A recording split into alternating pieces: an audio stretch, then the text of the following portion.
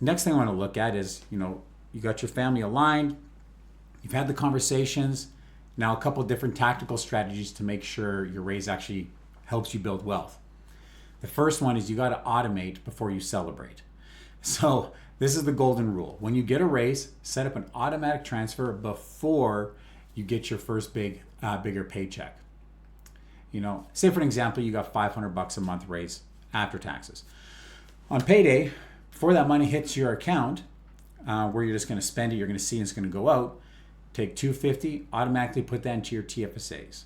$150 goes into your RSPs, and $100 goes into a high interest savings account for those medium term goals. That way you're hitting a lot of different avenues there and making it work. You never see it, you never miss it because you weren't used to it in the beginning, and in 5 years you've got like 20, 30, 40 grand saved without even thinking about it. Another thing you can do is a 1-year freeze. I think this one's a great one. So when you get a significant raise or a new job, things change, commit to a 1-year lifestyle freeze. Live exactly as you lived before for 12 months, banking 100% of the increase. Now, there's a couple reasons why I like this approach, and I'd encourage you to look at it. One is you prove to yourself that you don't actually need that extra money for your daily life. It's nice to have, but it's not necessary.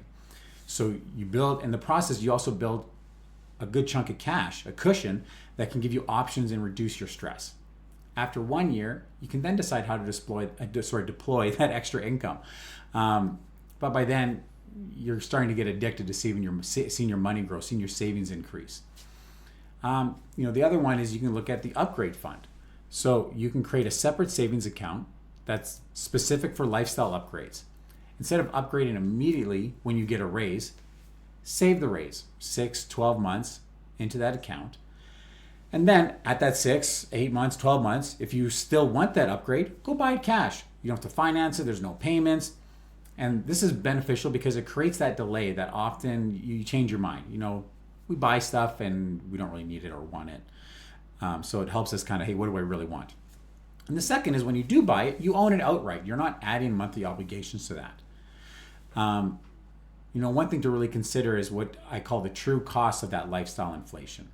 So before you upgrade, calculate what it would actually cost over time. So say that $200 a month extra, getting a nicer car payment or nicer car for the payment, over 5 years, that's like 12 grand.